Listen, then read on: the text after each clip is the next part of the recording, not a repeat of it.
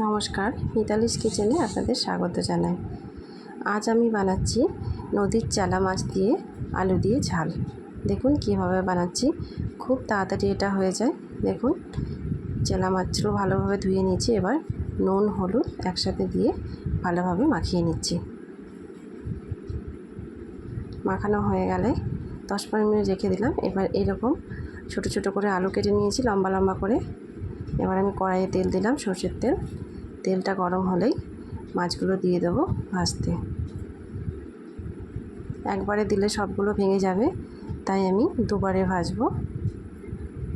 খুব বেশি ভাজবো না, ছোটো মাছ খুব বেশি ভেজে দিলে কিন্তু স্বাদটা চলে যায়। তাই এপিট ওপিট হালকা করে একটু ভাজবো, খুব কড়া করে ভাজা যাবে না। এপিট ওপিট ভাজছি। কার কার ছোটো মাছ খেতে ভালো লাগে আমাকে জানাবেন কমেন্টে। ভাজা হয়ে গেছে, এবার আমি এগুলো তুলে রাখলাম। বাকি মাছ কটাও ভেজে নেব একইভাবে। হয়ে গেছে, এবার আমি ওই তেলেই শুকনো লঙ্কা একটা আর একটু ফোড়নে দিলাম। এবার ওর সাথে আলুগুলো দিয়ে দেবো, একটু নাড়াচাড়া করে নিচ্ছি। এবার আমি কেটে রাখা আলু দিয়ে দিচ্ছি।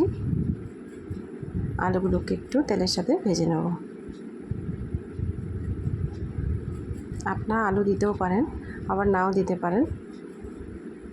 আমি আলু দিয়েই বানাচ্ছি।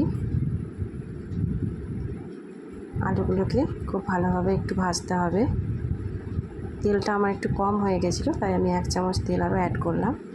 এবার আমি দুটো পেঁয়াজ ঠিক আলুর মতোই লম্বা লম্বা করে কেটেছি, ওইগুলো ওর সাথে দিয়ে দিলাম। এবার ভেজে নিচ্ছি আলুর সঙ্গে পেঁয়াজটাকেও।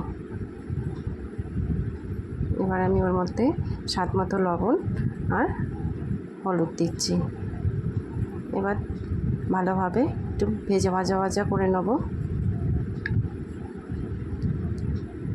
গ্যাসের ফ্লেমটা কম রেখে চাপা দিয়ে একটু আমি ভেজে নেব। চাপাটা খুলে একটু দেখে নিই নাড়াচাড়া করে। মোটামুটি 50% আমার আলু ভাজা হয়ে গেছে। এবার আমি এর সঙ্গে একটা টমেটো লম্বা করে কেটে দিয়ে দিলাম। এবার এটাকেও খুব ভালোভাবে একটু ভেজে নেব।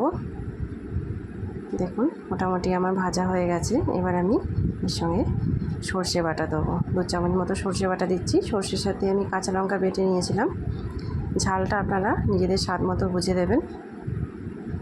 এবার একটু কষিয়ে নেব। বেশি কষাবো না সর্ষে বাটা দিয়ে, বেশি কষালে আবার তেতো হয়ে যায়।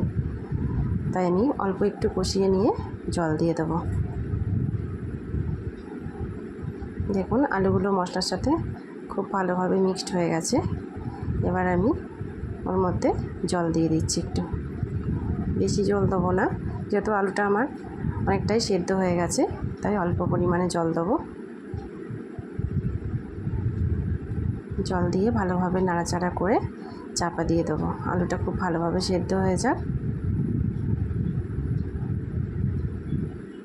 চাপা দিয়ে দিলাম। 10 মিনিট পর আমি চাপাটা খুললাম।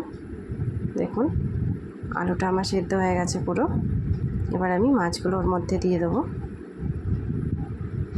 মাছগুলো দিয়ে আর কিন্তু আমি চাপা দেবো না। এবার আমি একটু নাড়াচাড়া করে গ্যাসের ফ্লেমটা একটু সামান্য বাড়িয়ে নেব, খুব বেশি বাড়াবেন না।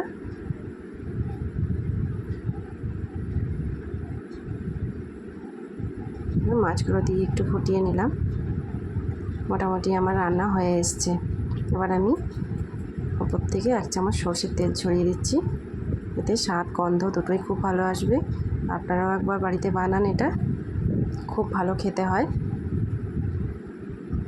দেখা হচ্ছে পরের ভিডিওতে। নমস্কার।